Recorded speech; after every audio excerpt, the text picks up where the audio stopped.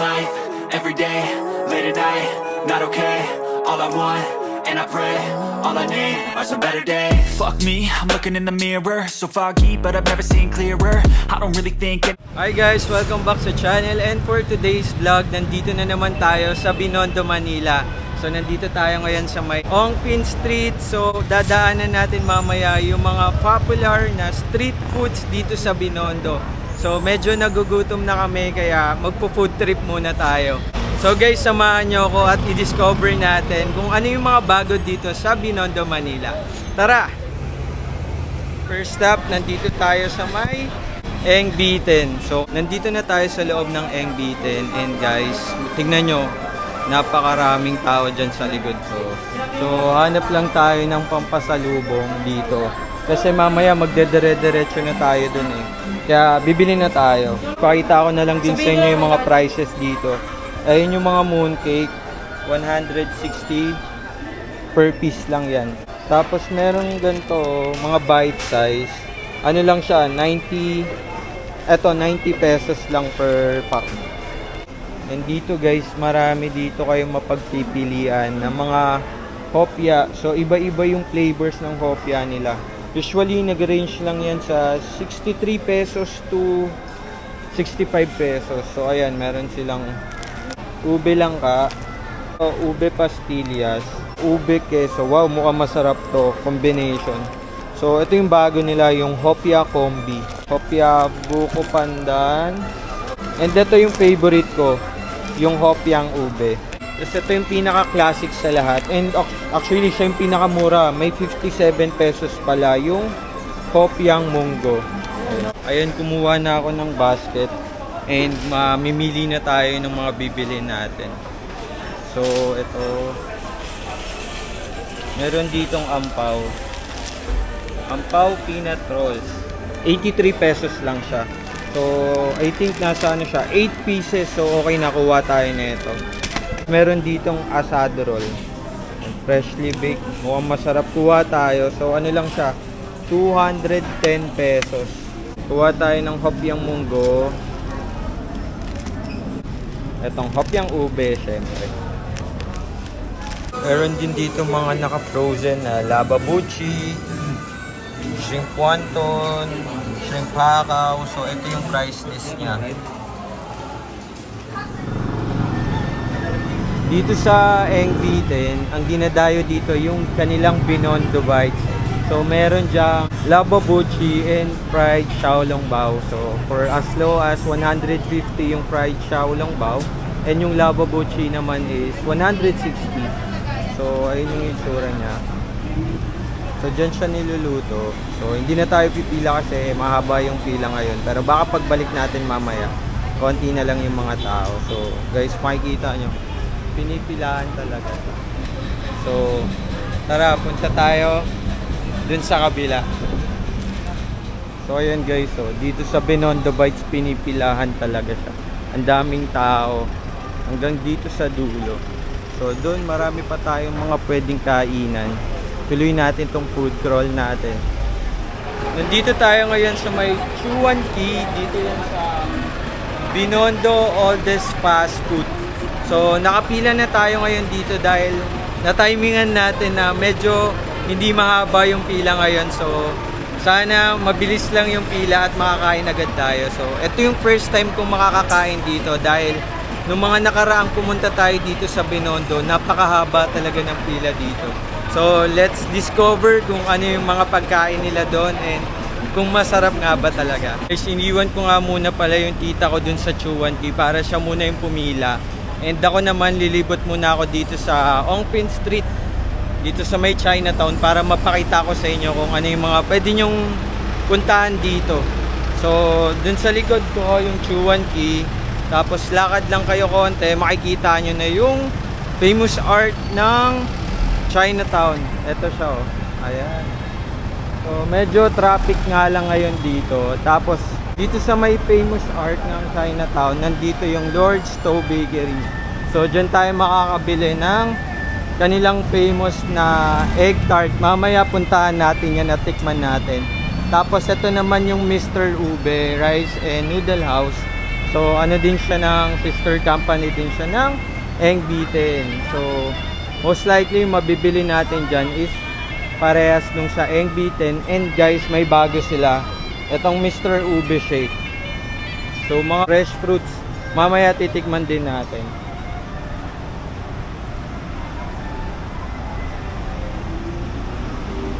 So ayan, marami din kayo makikita ditong nagbebenta ng mga prutas. And masasarap yung mga fruits dito. Dun sa kanto, meron din dyan yung pinipilahan na Veggie Select, yung mga vegetables na ano. So trending yan sa TikTok. Maraming mga students na dumadayo dyan. Ito siya guys.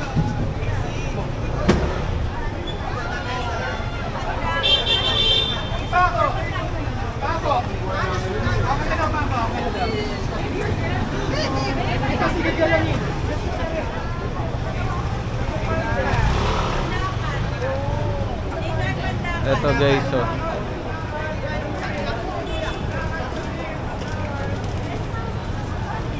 Dito tayo sa may Salazar Street, sa may Veggie Select. So ayan, pinipilahan yung kanilang vegetables, grilled something.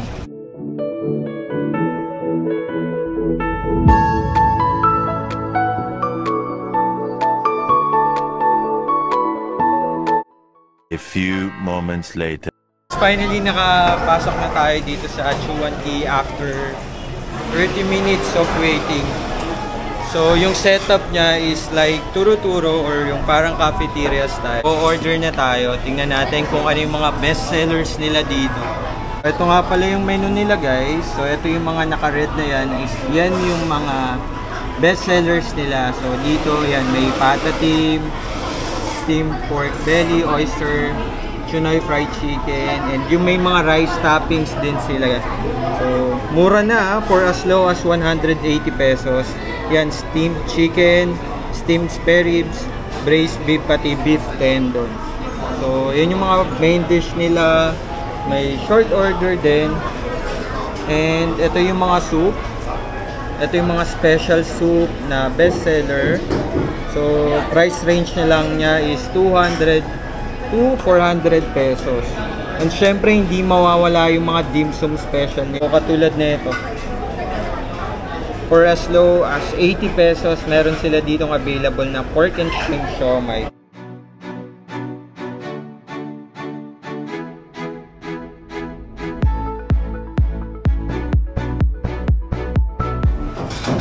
Yan guys, nakaupo na tayo dito sa may Chuan Key. Naghintay lang tayo ng mga 30 minutes and umorder na din tayo agad. And surprisingly, ang bilis dumating nung iba nating order kasi nga naman mga naka-steamed na siya since ang setup niya is parang cafeteria or turo-turo. Naka-ready na yung ibang pagkain. Kumbaga hanguin or setup na lang nila. So ito, umorder tayo ng pork and shrimp siomai for only 80 pesos. 4 na piraso na siya. And also, ube pao na asado and bola-bola. So, tingnan natin kung ano yung asado bola-bola dito. Pero, I think ito yung bola-bola kasi ito yung may tanda dito sa gitna. So, hatiin natin sa gitna para mapakita ko sa inyo. So, tama. Ito yung asado natin. Guys, so grabe. First time ko kakain ng ube na siopaw. And pakita ko din sa inyo yung asado. Mainit-init pa yun. Umuusok. Yan. Wow, surprise. Medyo malaki yung nandun sa loob yung laman niya. So, order tayo ng steamed spare ribs. Eto siya. So, try na natin. So, meron siyang 3 spare ribs dito. Malambot siya guys. Maganda yung pagkakastig. Tikman natin. Kain natin with rice. Masarap siya. Meaty pati juicy yung spare ribs. Tapos ang sarap ng pagkakatimpla. Tapos imagine 180 pesos lang to. So sobrang sulit na. Try naman din natin yung kanilang kikiam. So ayan, this is legit kikiam. Hindi yung basta-basta lang nating nabibili sa tabi-tabi. And also, makikita nyo nung ito labanos, tapos may carrots. Tapos ito yung sauce niya na sweet. So tikman natin. So guys, so kitang-kita nyo talaga yung pork. Purong-puro. Sarap. 90 pesos lang to.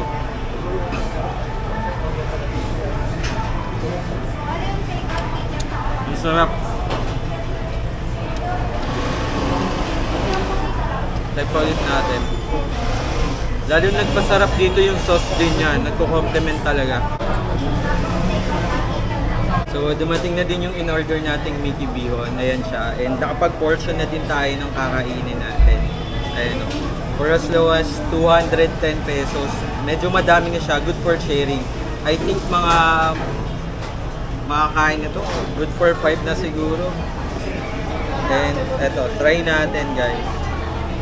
Tignan nyo, hindi tinipid kasi may mga shrimp talaga siya and also may mga pikiam. Ayun o, ang lalaki pa. Ang daming laman. Talaglag. Sensya na guys, hindi ako pro mag-chopstick ha. Pero I'll try my best. Nag-aaral tayo dyan.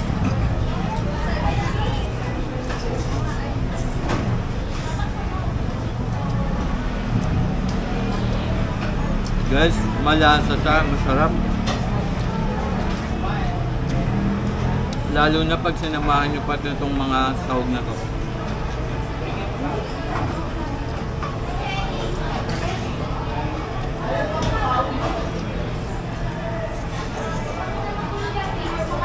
May mga gulay din siya. Sarap guys, sulit na siya sa presyo. Umorder na din tayo ng drinks natin na mango fruit shake for only 110 pesos. Ayun siya. Umorder na din tayo ng ating mango shake for only 100 pesos. So nakita ko kanina nung ginagawa nila to, totoong mango talaga yung ginagamit nila, hindi sila gumagamit ng powder. So legit siya. So ano din siya ni Mr. Ube. So kung makikita nyo din mamaya kay Mr. Ube, sa labas ng store nila, nagtitinda din sila nito. So, try natin. Aba, masarap din guys. Legit na mango talaga. Try nyo to, sarap. Sayang walang avocado. Avocado sana yung orderin natin. Pero syempre, hindi season ng avocado ngayon, kaya mango na lang yung order natin. Guys, one of the best sellers dito sa Chuan Key is yung kanilang baked oyster. So, kakadating lang ng order nating baked oyster for as low as 250 pesos. So, ayan siya. Kakaluto lang, medyo mainit-init pa. And titikman na natin siya. Yan guys, so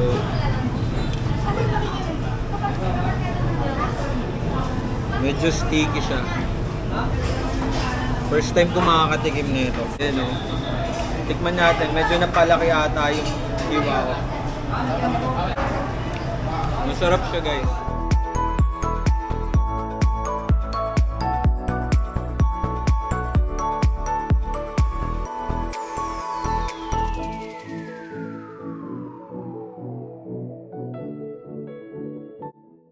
Guys, kakatapos lang natin kumain sa Chuan Key. Ang sarap, sobrang nabusog ako. So ngayon maghahanap naman tayo ng iba pa nating kakainan. Guys, nandito tayo sa Holland. Chinese Delicacies, Home of Delicious Hopia. Malapit lang to dun sa Chuan Key. Dun lang siya. Tapos lalakad lang kayong konti. Nandito na yung Holland. So check natin kung ano yung mga mabibili natin dun sa loob. Yan guys, ito yung Holland. So ayan guys, ang dami yung mabibili dito. Mga pampasalubong, pangkain, tapos kilala yung Holland dun sa mga hopia nila. So ayan o, yung pinaka best seller daw nila dito is yung hopiang munggo. And ano po yung isang best seller? Yung baboy. Ito. At saka yung ube. And ito yung ube. So favorite ko yung ube. Guys, may special matchang din sila dito, pati mga regular matchang for as low as 95 pesos. Ayan siya. So ito 100 naman yung special matchang, pork chicken with mushroom. So ayan siya. And ito pa. Ito special matchang for as low as 145 each naman. Ito yung loob nung Holland. So pinasok din natin para may idea kayo kung ano yung mga pwedeng mabili nyo dito. So you should try yung hopya nila kasi yun talaga yung mga best sellers nila dito. From Holland, dun sa left side no, nandito tayo sa may Carvajal Street. So dito yung bilihan ng famous fresh lumpia. So i-check natin kasi first time ko ding makadaan dito sa street na to. Ito yung itsura niya. Yung mga restaurant din dito, bilihan ng gulay, ng mga pagkain. Tapos mostly mga retail shop siya, yung iba sarado lang. Pero dun daw sa bandang dulo, nandun yung bilihan ng special fresh lumpia. So dito lang yan sa may Carvajal Street, yung stall number 621.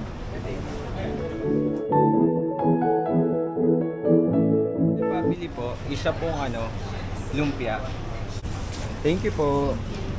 So ayan guys, bumili tayo ng kanilang lumpia. So meron din sila ditong kiampong, miswa gisado, miswa soup, pork maki soup, and fish maki soup. Ito yung price list nila. And ito na yung nabili natin. So try natin. So guys, na-try na natin tong kanilang fresh lumpia. So pinahati na natin sa gitna and humingi tayo ng sauce. Kasi malaki. Ayan. Tama si ate, hinati ko kasi medyo malaki. Yung serving niya, good for sharing na. And kung mahilig naman kayo dito sa lumpia, panigurado, mabilis nyo lang itong mauubos. So, ayan guys.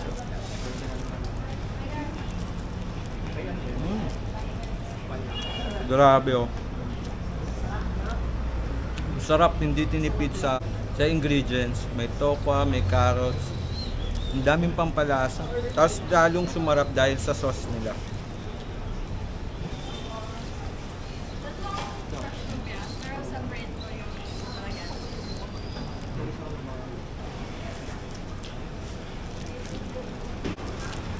Guys, 10/10 siya sa akin. So, try nyo na tong Puhing Lumpia. Only 100 pesos lang. At hi naman po kayo sa vlog ko. Kamusta po yung lumpia? Wala na nga yun. Masarap. Ay, thank you po. Ingat po.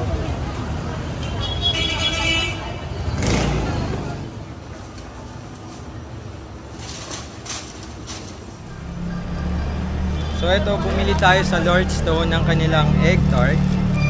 So guys, ang daming tao sa loob at nakapila para bumili nitong kanilang trending na egg tart. So ayan, makikita nyo, medyo mainit-init pa siya. Then yung crust, ayan o, mukhang masarap. Tikman na natin.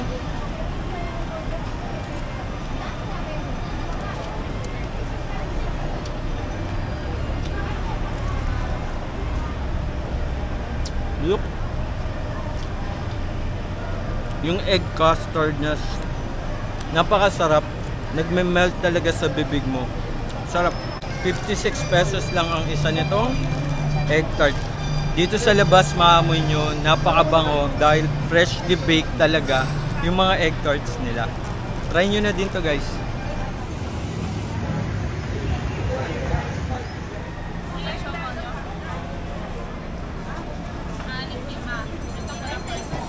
Dalawa lang.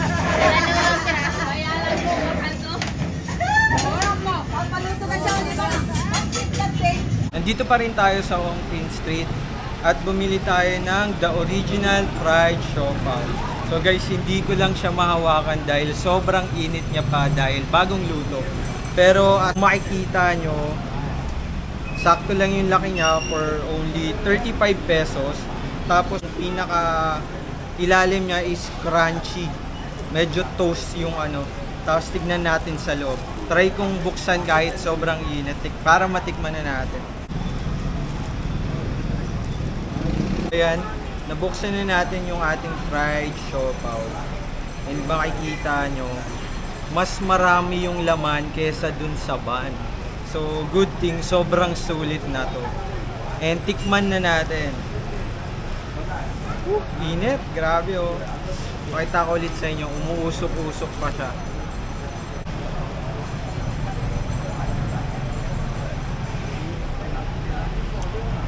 Sarap, grabe. Sobrang malasa nung meat niya sa loob. And hindi tinipid sa ingredients. Ayun. 10 out of 10 to sa akin. Na-enjoy ko yung Shanghai fried siopaw dahil masarap yung laman niya. Yung bun niya hindi sobrang laki.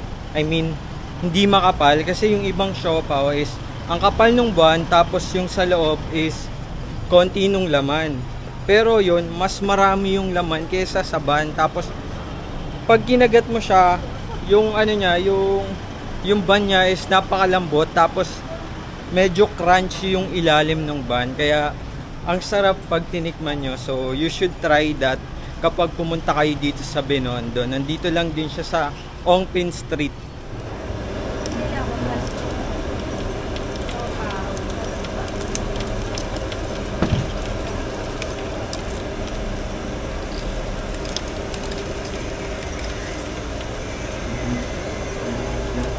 Guys, nandito tayo sa Maying. Tapos umorder ako ng kanilang freshly squeezed na sugar cane. So ayun, makikita nyo, ini-squeeze na yung sugar cane. Ayun, at tubo. Guys, nandito tayo sa Ongpin Street pa rin, dito sa Maying. Tubo talaga, yan, sugar cane juice. So kung makikita nyo sa video natin kanina, talagang ini-squeeze talaga yung tubo and para gawing juice. So wala siyang artificial na ening nilalagay. Pure talaga. Tikman natin, first time ko to. Tamis. Matamis siya pero masarap. Fresh na fresh talaga.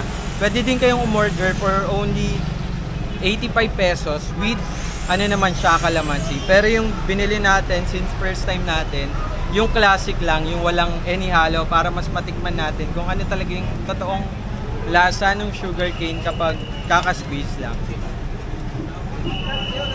Out of 10 siya sa akin. Kakatapos lang natin maglibot sa Manila Chinatown. Overall experience, nag-enjoy ako. Pero mas mag-e-enjoy kayo kung kasama nyo yung family nyo or yung mga kabarkada nyo dahil grabe nakakabusog yung food trip. And especially guys, na-enjoy ko yung lumpia kasi first time ko makatikim nung fresh lumpia, pati yung mga pagkain sa Chuan Tea. Enric Perez. Ay ka naman sa vlog ko. Ay po. Thank you. So yung pinaka-highlight nung food crawl natin ngayon is yung Chuan Tea kasi first time kong kumain sa Chuan Tea and masasabi ko naman na masasarap yung food nila. So guys, kung may mga suggestions kayo na pwede pa nating puntahan dito sa Binondo, just comment down below and next time sa pagpunta natin dito para mapunta naman natin siya. Kung hindi pa kayo nakakapag-subscribe sa aking channel, please don't forget to like and subscribe and i-click nyo na ang notification bell para updated kayo sa ating mga happenings. See you guys next time. Bye!